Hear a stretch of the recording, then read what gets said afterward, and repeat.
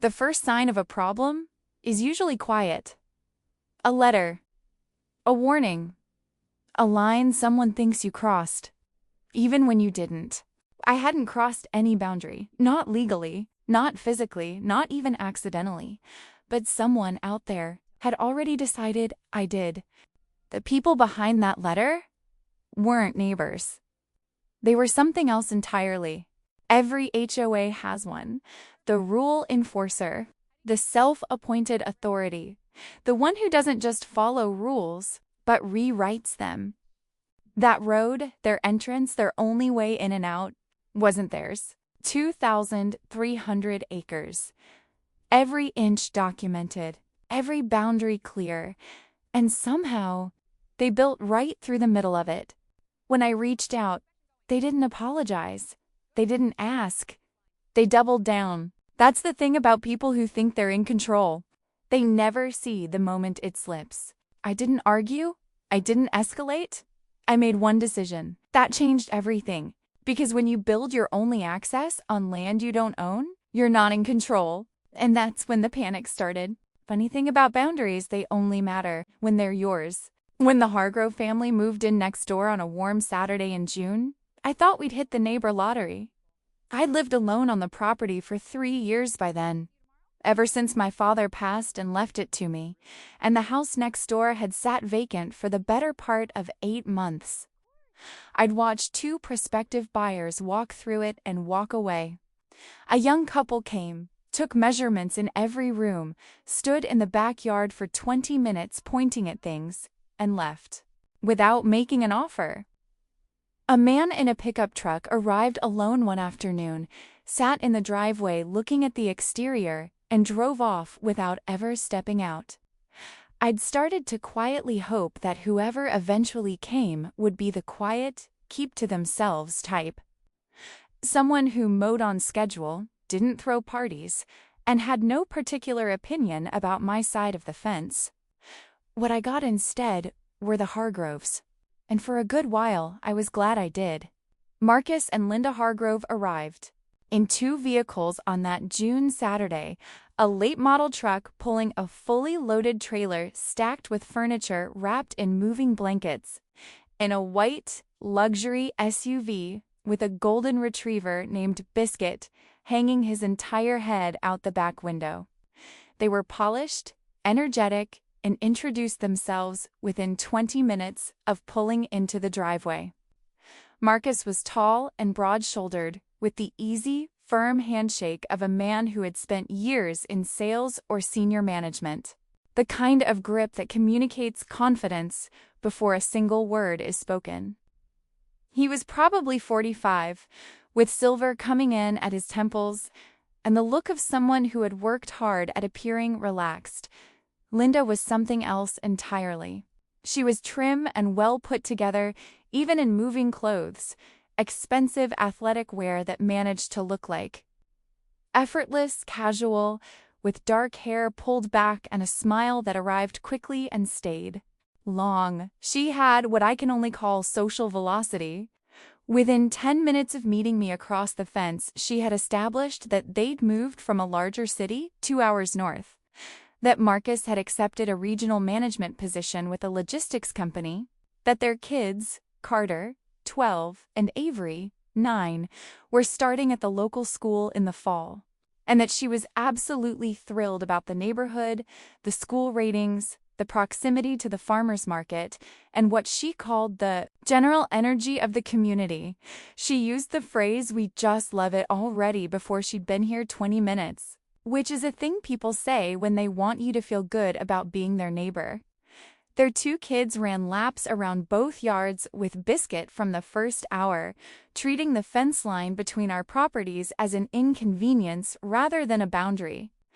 Avery fell once chasing the dog, scraped her knee, cried for about 90 seconds, and was up and running again.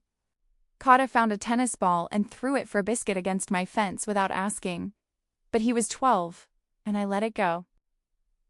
They were, on that first day, exactly the kind of family that looks like a good neighbor is supposed to look. I brought them a pie the following week. A peach pie, from scratch, using my mother's recipe, because she always said that was what you did when someone new moved in. Linda received it with genuine delight, calling back into the house for Marcus and the kids.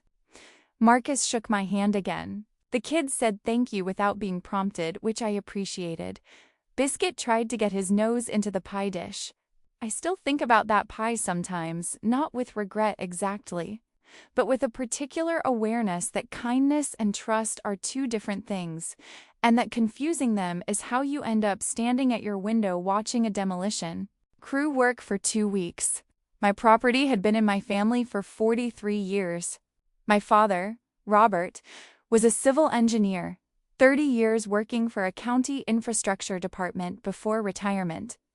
And he was meticulous about the property's boundaries in the way that engineers tend to be about things that can be precisely measured.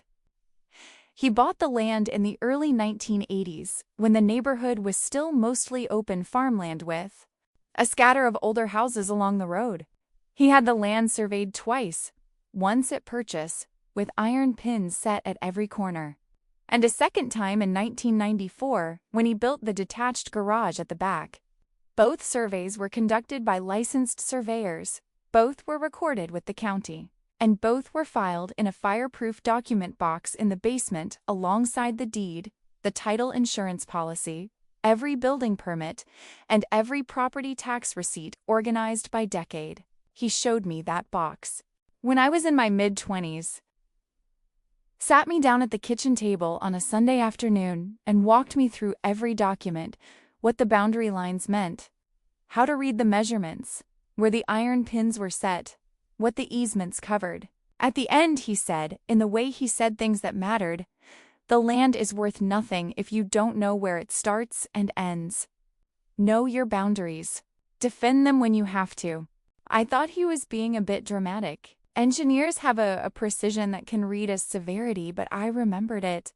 When he passed and I inherited the property, I moved the fireproof box from the basement to my study closet, where I could reach it in under 2 minutes. I knew every inch of that property the way you know a place you have cared for over years, not by memorization, but by feel. Where the drainage ran in spring, where the original farmland fence posts were still buried underground along the eastern edge, that the property line on the eastern side ran at a slight angle, not perfectly parallel to the road, a quirk of the original land division that both surveys had documented precisely. What I didn't know yet was that the Hargroves had grand plans for their property. Plans involving grading, excavation, stone pillars, and a new driveway entrance that would make a statement. Plans that, as I would discover on a Tuesday morning in late spring of the following year, began exactly 3 feet inside my property line, the morning before the machinery arrived. Marcus waved at me across the fence the way he always did. Easy, casual, one hand raised in the friendly salute of a man with nothing weighing on him. I waved back. Biscuit barked once from their backyard. The sprinklers came on. The sun was already warm on the back of my neck. It was a perfectly ordinary morning, the last ordinary morning for quite a while. The sound woke me at 7 on a Tuesday in late spring. A low, grinding mechanical rumble. The unmistakable sound of heavy equipment at close range that rattled my kitchen windows and pulled me out of sleep faster than any alarm. I lay still for 2 full seconds, just listening, orienting myself, making sure I was hearing what I thought I was hearing. Then I was out of bed. I pulled back the front bedroom curtain and looked out. A small tracked excavator sat on the eastern side of my yard. Not along the road easement, not at the fence boundary. My yard, the strip running parallel to the Hargrove house, the section I mowed every 2 weeks, where my father had planted a row of young oaks in the early 90s, 2 of which had grown into respectable trees with a spread that provided real shade by mid-morning. 2 men in hard hats were working the ground near the excavator, marking lines in the soil with orange spray paint. I dressed quickly and got outside, By the time I crossed my front yard, the spray-painted lines had taken shape, a wide curve suggesting an entrance approach, with stakes at intervals I recognized as footing positions. The excavator operator, a stocky man in his 40s with the name Pete embroidered on his work shirt, shut down the engine when he saw me coming toward him with a particular expression on my face. "Morning," he said, flat, professional, not apologetic. "What is being built here?" I asked. I kept my voice level. An even tone in a tense situation communicates more clearly than a raised one. "Driveway entrance for the property next door." He climbed down from the cab and showed me his work order, the Hargrove address at the top, a layout diagram of the proposed entrance, and a scope description: grading, compacted base, concrete apron. 2 decorative stone pillars flanking the entrance approach, ornamental plantings along the apron edges. I studied the layout. Even without a survey in my hand, I could see it.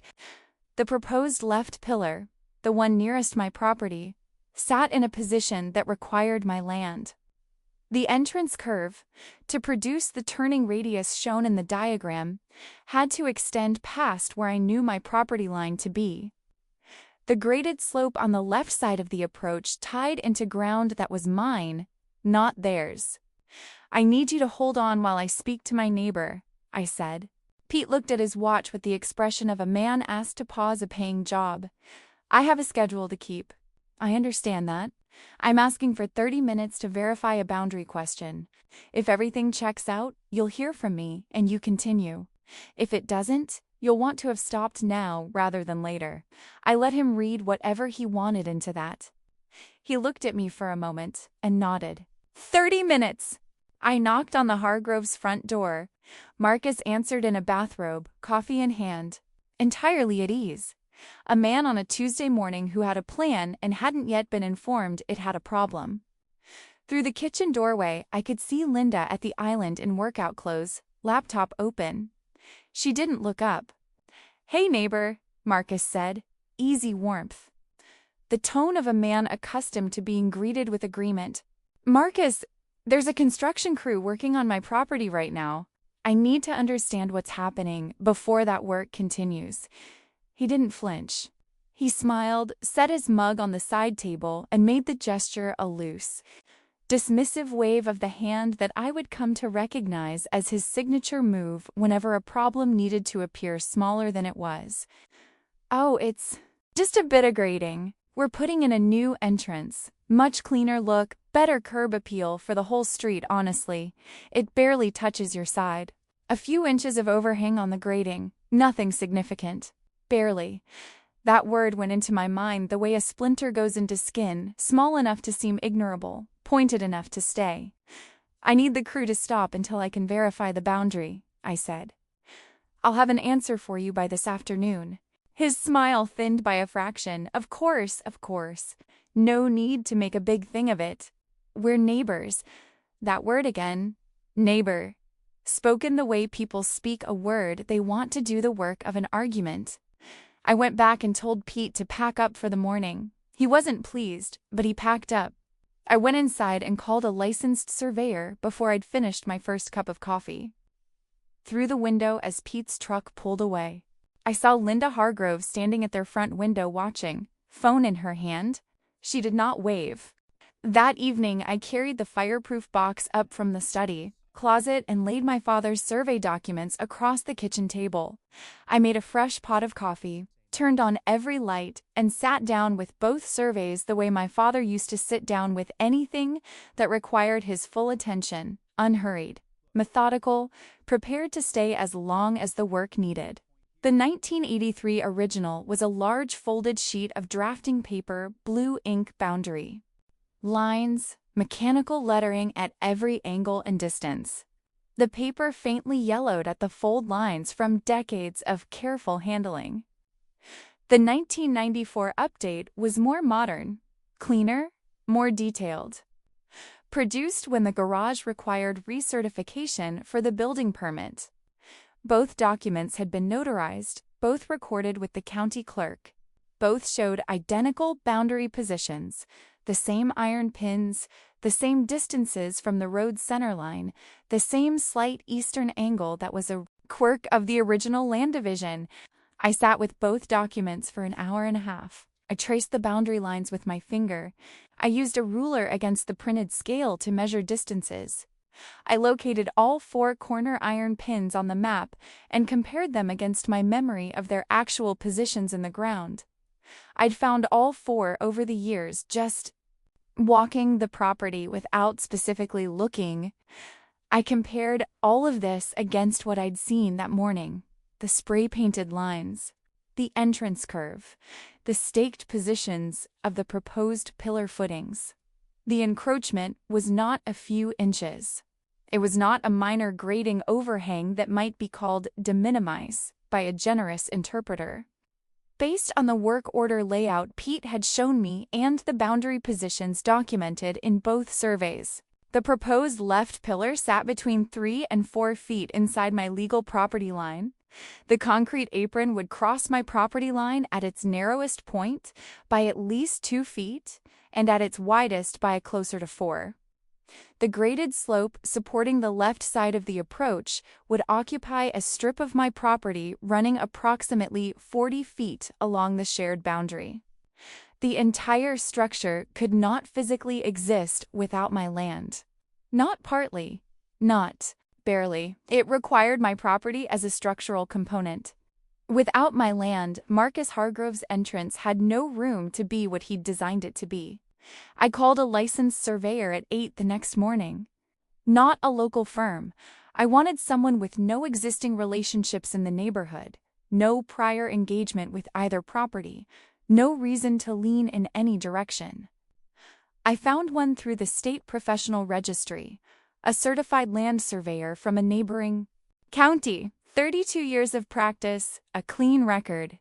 I explained the situation factually and without editorializing and asked for an independent boundary survey with a written report, staked findings, and photographs of every boundary marker. He came out 4 days later with his equipment, his assistant, and county plat records he'd pulled in advance. He spent most of a morning on the property, locating the original iron pins set in 1983, running GPS-assisted measurements at multiple points along the boundary, comparing his findings against the county records and both of my survey documents. He was a quiet, unhurried man who said almost nothing while working. When he finished, he handed me a thick envelope and we stood together at the boundary line. "Your boundary is exactly where your father's survey says it is," he told me. "The pillar footings that have been staked on the work order sit between 24 and 51 inches past that boundary, depending on the measurement point. The average encroachment across the 40-foot linear run is approximately 38 inches, just over 3 feet. He looked at the staked positions. "The original iron pins from your 1983 survey are still in the ground. Both of them. The measurements are consistent. There is no surveying error." I asked the question I needed answered. Could this be an honest mistake? Is it possible someone simply misjudged the boundary position? He was quiet for a moment, considering it. "The left pillar footing is positioned close to the line, close enough that a careless crew might claim they thought they were on the right side. But the apron formwork and the grading stakes extend well past any plausible margin of honest misjudgment. 3+ feet average is not a rounding error. Someone made measurements, or chose not to make them, and placed this structure where it sits." He looked at me.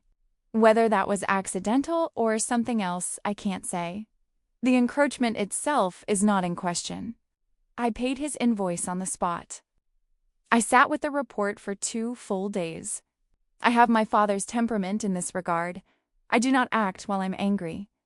I wait until the anger settles into something quieter and more useful.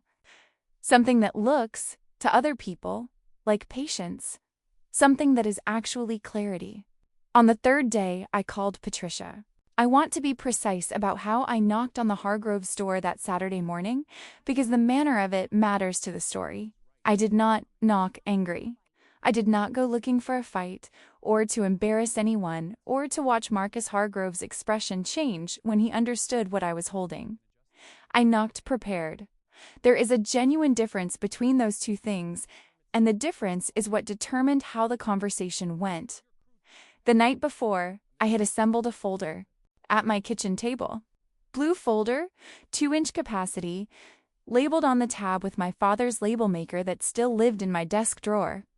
Inside, in order, the 1983 survey, the 1994 survey, the independent surveyor's full report and staked findings, 14 dated photographs taken during and after the construction work, spray-painted marks, staked footing positions, the partially completed formwork relative to the fence line, a copy of my property deed, with the legal description highlighted, a printed county plat showing my boundary lines, the independent surveyor's credentials and license number, and 2 pages of my own notes recording every date, every conversation, every name and direct quote since Pete's excavator showed up on my lawn. My father was a civil engineer. I had inherited enough of him to understand that documentation is not paranoia. It is preparation. Marcus opened the door on my second knock. He was in weekend clothes, a pressed collared shirt and khakis, the off-duty presentation of a man who doesn't fully turn it off. His expression shifted the moment he saw what I was carrying, not dramatically. Marcus Hargrove was too practiced for dramatic shifts, but I saw the recalibration happen behind his eyes. The warmth arrived a half-second slower than usual. "Hey, neighbor," he said, and the word had its usual easy warmth, but underneath it was a new quality, watchful, calculating, the tone of a man who has just realized that a conversation is going to require more than a hand wave. I asked for 15 minutes. He stepped back. I came in. Linda appeared from the kitchen direction almost immediately, as if she'd been nearby listening for a cue.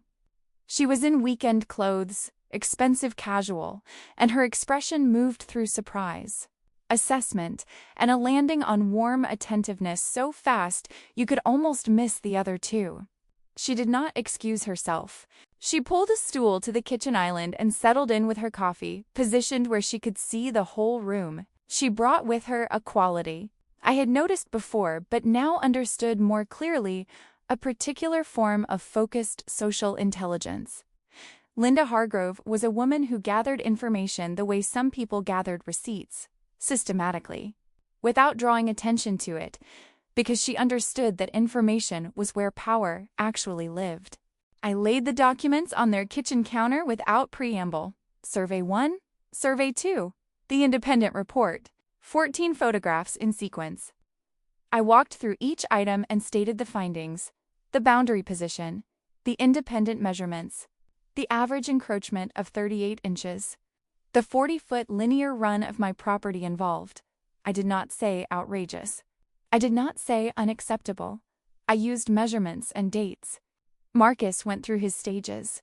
First, practiced surprise. A small head shake, a slightly widened expression, the body language of a man receiving information he has somehow not anticipated. "I'm sure there's some error here," he said. "These old surveys, the technology was different. The accuracy wasn't what it is today. The original boundary was re-verified 4 days ago using GPS-assisted equipment," I said, "consistent with the 1983 original within a fraction of an inch. The original iron pins are still in the ground, both of them." I placed the surveyor's credentials on top of the stack and slid it toward him. "His name, license number, and contact are there if you want to speak with him." Marcus looked at the page. Second stage. Something harder. The dismissal giving way to recalculation. Linda's voice came in then, smooth, unhurried, warm in the controlled way of someone who uses warmth as a precision tool. "We absolutely want to be good neighbors," she said, her eye contact steady, her smile the kind that makes any disagreement feel unnecessarily aggressive. "And if there's been some kind of misunderstanding with the contractor, which honestly would not surprise me. These crews don't always measure carefully. We want to get to the bottom of it just as much as you do. I'm sure Marcus can make some calls this week, and we can find a path forward together." It was, in its way, an excellent performance. It acknowledged nothing concrete while producing the sound of acknowledging everything. It reframed the problem as a third party's error and positioned the Hargroves as fellow victims rather than the people who had authorized and overseen the work. The word "together" was deliberate. Together meant we were still on the same side. Together meant I should feel that pursuing this further would be the thing that broke the neighborly bond, not the construction that had happened without my permission on my property. "I appreciate that," I said. "I want to give you the opportunity to address this directly before either of us involves attorneys. But I want to be clear. The encroachment is documented, it is substantial, and it needs to be corrected. I'd like to hear from you within 1 week." Marcus took the folder, said he'd look into it, walked me to the door. As I crossed back over my yard, I heard Linda's voice through the kitchen window. Not the words, just the register. The warmth was entirely absent. What was left was sharp and fast. The sound of a very capable person shifting from one operational mode into another without a breath in between. I'd given them 1 week. I already had a reasonable sense of how it was going to go. The week passed in a specific kind of silence. Not the ordinary silence of normal neighborly life, not lawnmowers at appropriate hours and dogs barking at reasonable intervals, but a deliberate, watchful quiet, the kind that exists between two parties who are occupying adjacent properties while both very aware that something unresolved sits between them. I noticed things I might not have otherwise. The frequency with which Linda moved through the front rooms near windows facing my property, the changing pattern of Marcus's truck in the driveway, appearing and disappearing at irregular times as though his schedule had become less predictable. A car I didn't recognize parked in their driveway for 2 hours on Wednesday evening. Lights in the main rooms staying on past 10. No call, no knock, no letter. Nothing arrived from the Hargroves except the automated click of their sprinkler system and, on Thursday evening, the smell of a backyard barbecue drifting over the fence as though it were any ordinary week. On day 5, a Friday afternoon, a man I'd never seen knocked at my front door. He introduced himself as Andrew Whitfield, property and real estate attorney, retained by the Hargrove family. He was mid-40s, in a well-fitted blazer over a pressed shirt, with the groomed, precise appearance of an attorney who coordinates his presentation to communicate professional standing before the conversation begins. He had not called ahead, he had simply appeared. I understood immediately this was intentional, the unannounced visit as a technique for catching someone off balance. Less prepared than they'd been when they'd shown up at their neighbor's door with 14 photographs and a 2-inch folder. He was polite. This type of attorney is almost always polite. It is part of the presentation, and it works on people who interpret politeness as goodwill rather than as strategy. He told me that his clients had reviewed the situation carefully and also consulted a surveying professional of their own. He said that in their assessment, the encroachment, he used the word with a slight hesitation that communicated he was using it under protest, was de minimis. He explained the term for me. I did not tell him I already knew what it meant. He said the structure was essentially complete, that removal would be enormously disruptive and expensive, and that in the interest of maintaining good neighborly relations, his clients were prepared to offer a goodwill payment in exchange for a formal waiver of claims. He named a figure. It was low. Low enough that I understood it was not a genuine opening offer, but a measurement, a test to see how much I understood about my own position. I thanked him for coming by. Then I told him, in the same even tone I had used, with Marcus, the encroachment was documented at between 24 and 51 linear inches, measured at multiple points across a 40-foot boundary run. I had a professional survey, a written report with staked findings, dated construction photographs, and 3 full years of property tax records confirming my ownership of the land in question. I had consulted my own attorney that very morning. Something in his professional posture recalibrated. The casual confidence tightened into something more careful. "Who is your attorney?" he asked. "Patricia Owens," I said. "Property boundary disputes. 30 years of practice in this county." He recognized the name. I watched him process it. He thanked me for my time, said his clients hoped for an amicable resolution, and returned to his car. He left with somewhat more purpose than he'd arrived with. I called Patricia as soon as he turned the corner. She listened without interrupting. When I finished, she said, "They sent their lawyer to your door, unannounced, with a low number. That tells you everything you need to know about their read of the situation internally. They know they're exposed. They're hoping you don't fully understand what your position is worth." A brief pause. "I'll have the formal notice drafted by Monday. You'll review before it goes out." That Saturday morning, Linda appeared in the front yard with a watering can, tending the border plantings nearest my property line. She stayed out for close to 40 minutes, moving along the beds with the slow deliberateness of someone who is doing one thing and paying attention to another. When I came out to check my mailbox, she looked up and gave me the full warmth of her smile. The original version, the one from the day they moved in, the one that arrived quickly and held such a lovely morning. She called across the yard. "It is," I said. I went back inside. I thought about Linda Hargrove for a while after that. Not with anger, with a kind of clear-eyed recognition. She was good at what she did. The watering can on a Saturday morning, the warm smile, the banana bread that would come later. These were not dishonest exactly. They were tools. Linda understood that social warmth was a form of currency that could be spent in the right moments to lower temperatures and shift the terms of conversations. She was, in her way, a skilled operator. The mistake she made, the one that mattered, was assuming that someone who responded quietly to that warmth was someone who could be managed by it. That quiet and manageable were the same thing. They are not. Patricia said it most clearly, as she usually did. They built on your property. That is not a gray area. It has never been a gray area. The only question now is how long it takes them to fully understand that. She paused. "Let's help them understand it on a schedule that works for you." I told her to send the notice. Patricia sent the formal notice on a Thursday morning, certified mail and courier delivery simultaneously, which she explained was standard practice to ensure that no subsequent claim could be made that the notice had not been received.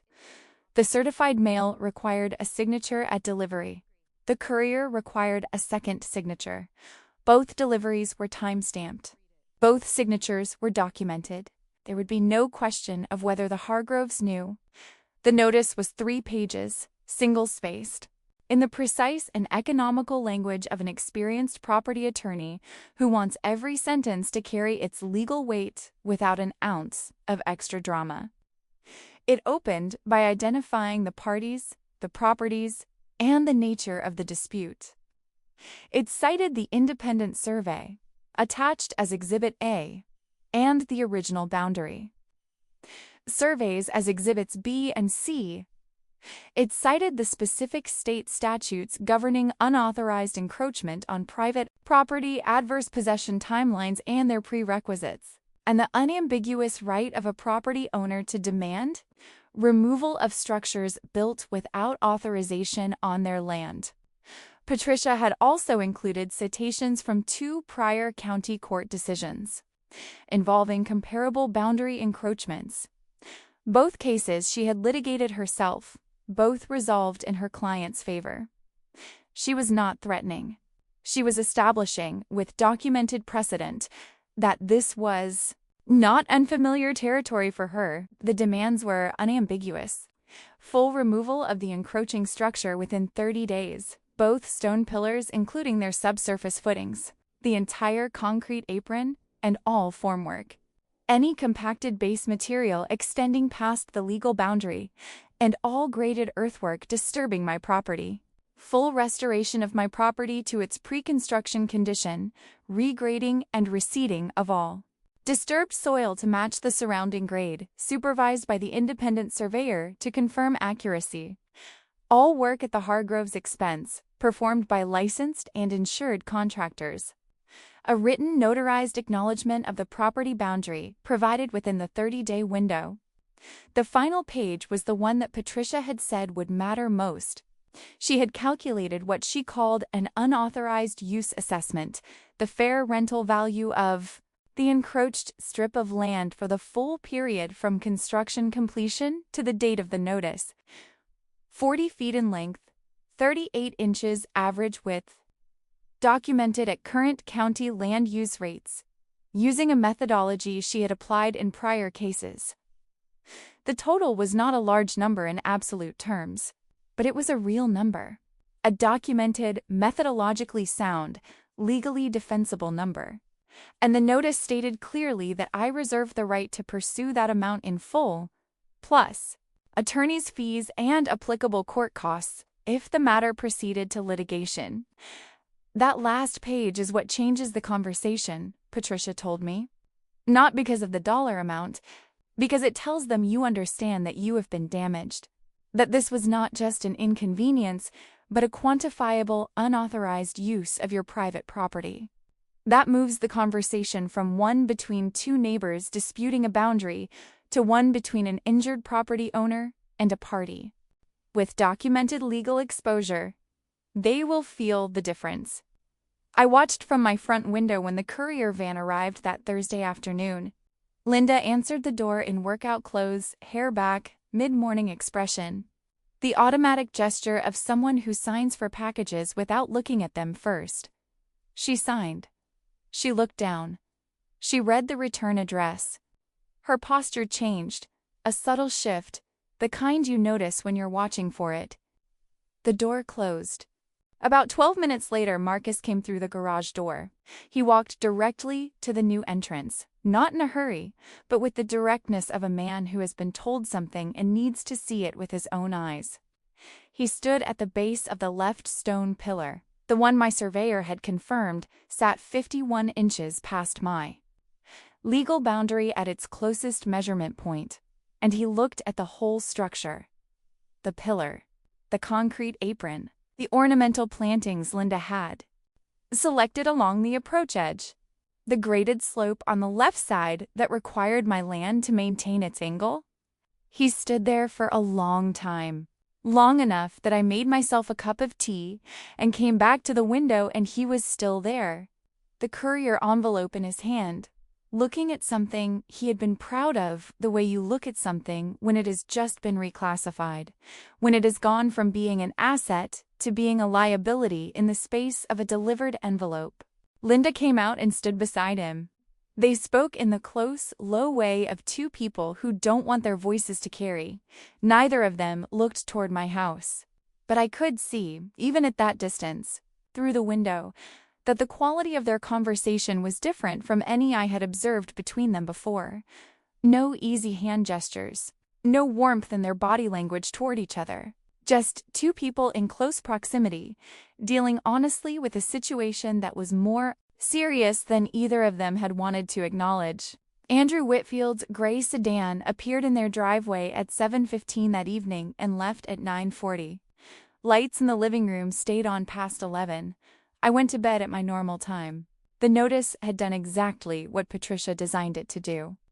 Not by frightening, not by threatening, but by making the full shape of the situation impossible to minimize. The land was mine, the documentation was complete. A 30-day clock was running. The costs of continued inaction now had a name, a number, and a date.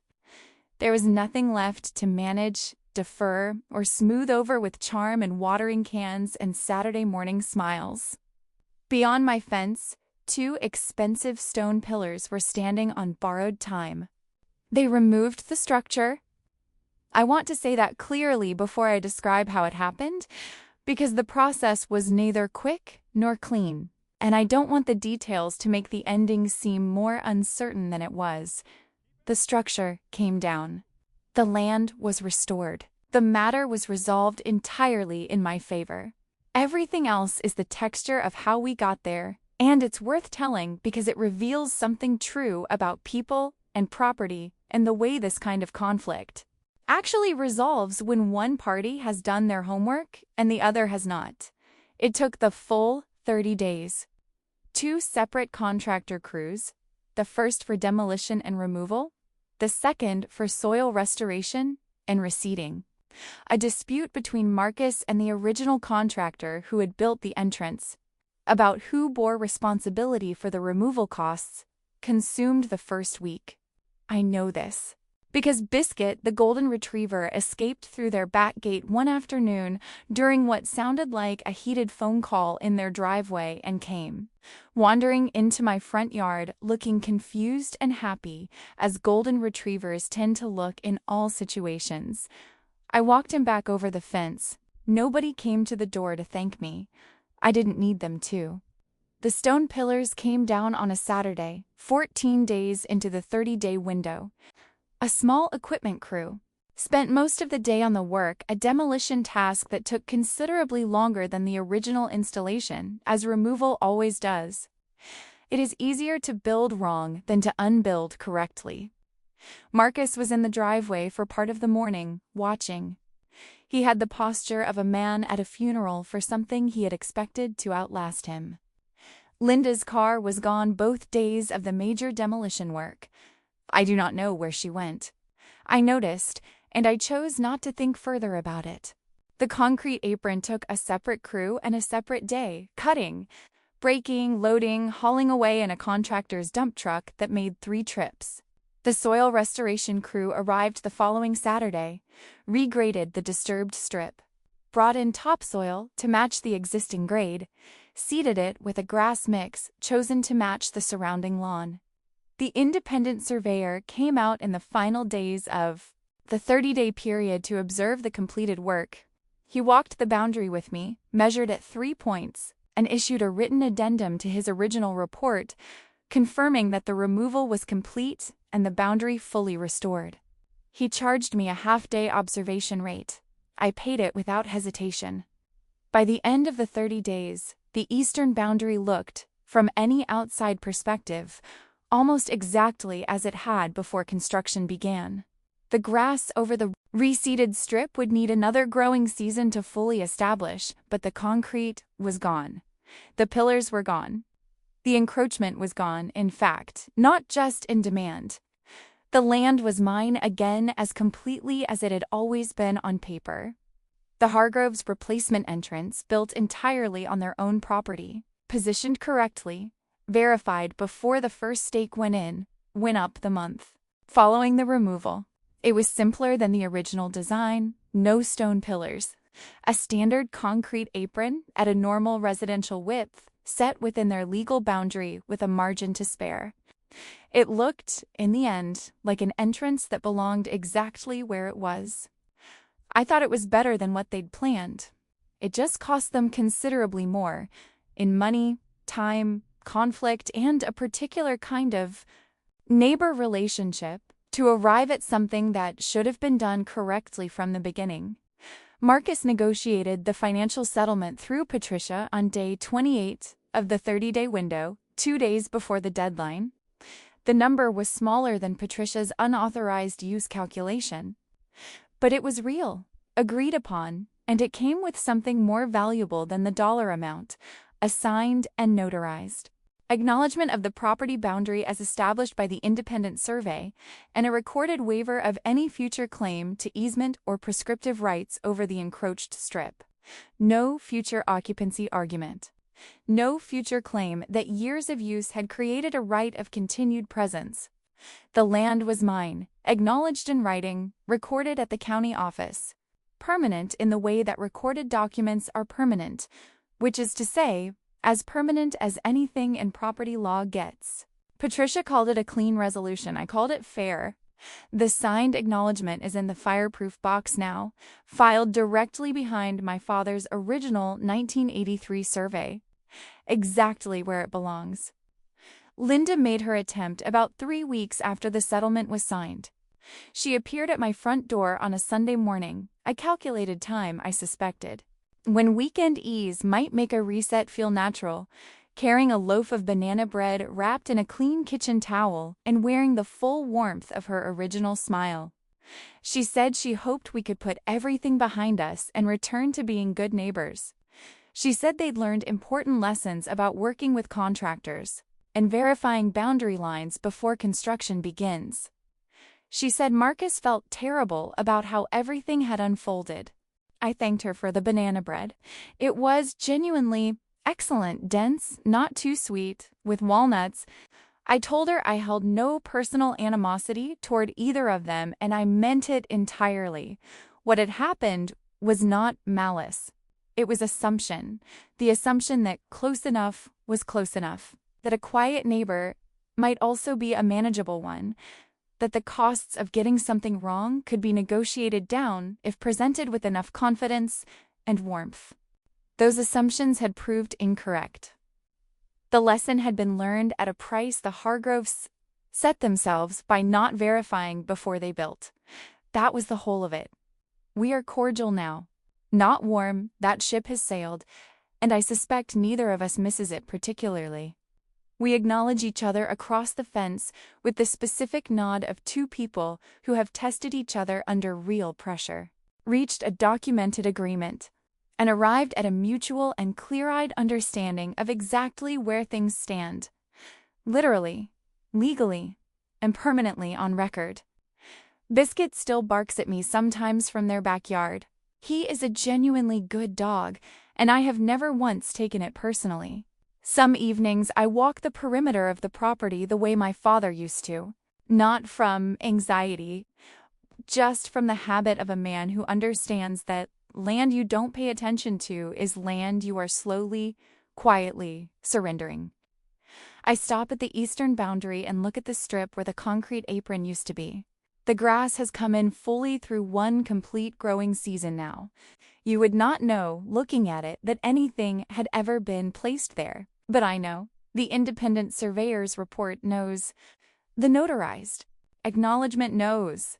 The county recorder's office, where the waiver is indexed and filed and as permanent as anything in this county gets, knows. My father always said that land doesn't lie. It sits there, exactly as described in the deed, waiting patiently for you to defend it or surrender it. He kept those surveys in a fireproof box, not out of fear or obsession, but out of understanding. The understanding that the document and the land are one thing, not two, and that one protects the other across time and across whatever comes at it. Paper and ground, deed and earth, each one making the other true. I understand that now more completely than I did when he was alive to say it, and so, eventually, did the Hargroves, especially Linda.